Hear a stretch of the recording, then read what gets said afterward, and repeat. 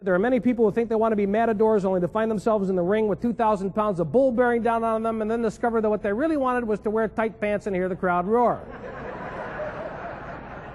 The minute you find yourself facing down 2,000 pounds of literal or figurative bull, that's when you realize this isn't about the status, it's not about the accolades, it's not about the applause. I have just put myself personally at risk in order to do this, and that's the nature of leadership.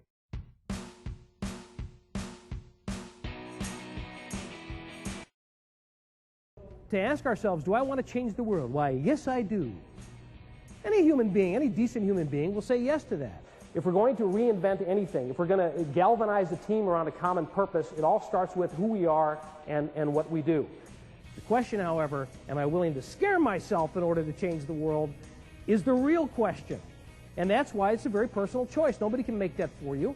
So there's got to be something more that we come to work for than just the money. Money's important. There's no denying that. But over and above that, what are we here for? My friend Terry Pierce, who's one of the finest executive coaches on the planet, put it beautifully in an article in the San Francisco Examiner a while ago. I think his words speak for themselves. Here's the way Terry put it. He said, there are many people who think they want to be matadors only to find themselves in the ring with 2,000 pounds of bull bearing down on them and then discover that what they really wanted was to wear tight pants and hear the crowd roar. The congruence between our words and our actions. It's not enough to talk about it. We've got to prove through our actions that we mean it. When those two things don't line up, our words and our actions, it creates confusion, it creates cynicism, and pretty soon we wonder why nobody's following us. And so, I'm going to bring us in for a landing here on the assumption that the answer to this question, do I really want to do this? Let's assume that the answer for everybody in this room is yes. Steve Farber, Extreme Leadership. Steve Farber is the president of Extreme Leadership Incorporated, an organization devoted to the cultivation and development of extreme leaders in business, not-for-profits, public service, and life. His book, The Radical Leap, A Personal Lesson in Extreme Leadership, is a recipient of Fast Company magazine's Reader's Choice Award and was named one of the 10 best business books of 2004 by CEO Refresher. His second book, The Radical Edge, Stoke Your Business, Amp Your Life, and Change the World, was hailed as a playbook for harnessing the power of the human spirit. Have you heard any management buzzwords over the years? You know, we've done things, we've created our mission statements and our vision statements, we've done total quality management. Anybody here ever re-engineer anything?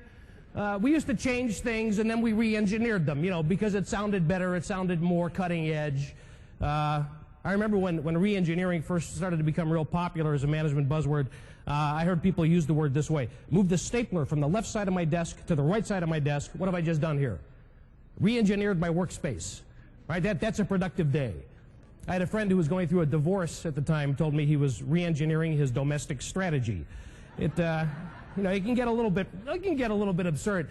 Here's the all-time classic management buzzword. By a show of hands, please, tell me, how many of you here have ever been empowered? Can I see your hands, please? All right, empowerment is one of these words. It's an important word, right? I mean, it's important to any discussion on leadership and great business. But what's happened with a lot of people is that there's still a pretty big gap between the words that we use and the actual behavior that's supposed to be associated with it. And I don't know if you've seen this happen with the empowerment thing. I mean, I certainly have. We still have a ways to go as far as that. Let me see if I can demonstrate this for you real quick. I'm just going to come down here just for a moment, if you don't mind, and tell me if this might look familiar to you at all. Okay? I'm sorry. What's your name? Sean. Sean? Okay, Sean. Let's say that you work for me. Okay, you can't see Sean's face, but he's really happy about this. Okay, Sean works for me. Now, let's say that my boss recently went away on one of these conferences where they talked about empowerment, right? And she got all excited now. She knows that empowerment's the way to go. So the first thing she does when she gets back to work is she fires off an email to all of her direct reports, including myself, saying that from now on, we're going to empower people around here. So now I'm going to go empower Sean. Now, what's my motivation here? Why am I going to do this? I was told to, right? I damn well better. So I may end up looking at something like this. Tell me if you can relate to this at all. Hey, Sean, just got this email from my boss. She says I got to empower you. What does empowerment mean to you? I'll tell you what it means. It means from now on, you're going to start making decisions around here, take better care of our customers, improve our processes and all that garbage. So this shouldn't take very long. Just sit still while I empower you. Sean, I empower you to go out there to make decisions to take care of our customers and all that garbage, so go forth and be empowered. One last piece of advice, however. Don't screw it up. And before you make any decisions, check with me. Can you relate to that at all? Okay. Now, of course, you know the point, right? The point is that that's not empowerment. That's using a new vocabulary word with the same old behavioral garbage associated with it. And leadership is certainly another one of those buzzwords. And it's a buzzword for all the right reasons. The reason these things become popular to begin with is because they're great ideas. The challenge, however, is to live up to the promise of the ideas in our own behaviors. And if there's one underlying theme in everything that we're going to be doing here at this conference, it's that leadership ultimately has nothing to do with your position or your title. It doesn't matter where you sit on the company's organizational chart. It doesn't matter what it says on your business card if you have one. It doesn't matter how many people report to you or don't report to you. Leadership is all about who we are, what we do, how we approach our work, and how we approach our lives. And what our topic here this morning is not just leadership, but extreme leadership. An expert in business leadership with regular national media appearances, Steve is a senior-level coach and consultant who has brought his message of extreme leadership to thousands of business people at world-class organizations, including Sun Microsystems, the Discovery Channel, Ameriprise Financial, Abbott Laboratories, Eddie Bauer, Intel, Kraft Foods, Verizon, the American Medical Association, the General Services Administration, the Council for Excellence in Government, Wells Fargo, WellPoint Incorporated, and many others. Gillette, acquired not all that long ago by Procter & Gamble for $57 billion, okay? Now, as far as you and I and the average person on the street is concerned, what business is Gillette in? What do they make? Razor blades. Gillette's in the shaving business. They make razor blades, okay? So imagine that you work for Gillette. You're thinking about this energy thing. You're waking up in the morning and you're thinking, all right, I'm going to go to work today. What am I going to do? I'm going to make razor blades. Woo!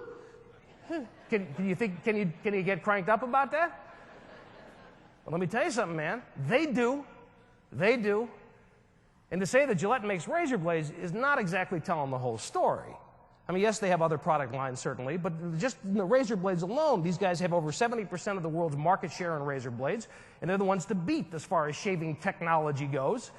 And there was this great little article in the Wall Street Journal not too long ago. It was a profile on Gillette.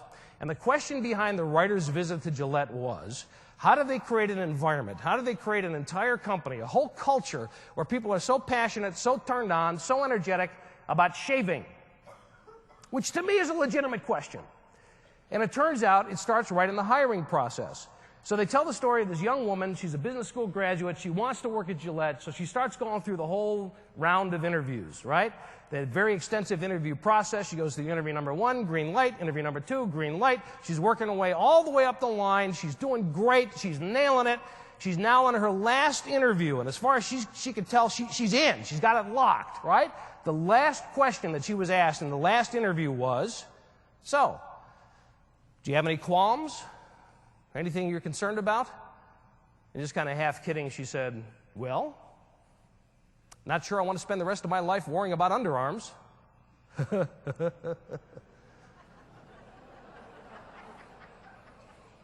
Guess what? She didn't get the job. They want people who want to spend the rest of their lives worrying about underarms. That's what they do. They worry about underarms and legs and faces and backs, whatever. They do. So then, listen to this. Then they go down into the prototype model shop, and they talk with a guy named George Turchinas, who was a manager of the prototype model shop and also had the title of preferred tester. So what do you infer from that? What does this guy do for a living? He shaves. Now, listen to what he said. I'm going to warn you ahead of time. It's going to sound kind of sick, all right? But here's what he said, and I quote, "We bleed so you'll get a good shave at home." This is my 27th year, he said. Came here my first week, haven't missed a day of shaving. We bleed so you'll get a good shave at home. Now that's a hell of a mission statement if you ask me. I'd like to see him laminate that in a little card and hand it out to everybody. So then they go down into the shaving technology laboratory, and they talk to a guy named Donald Chalk, who is the vice president of the shaving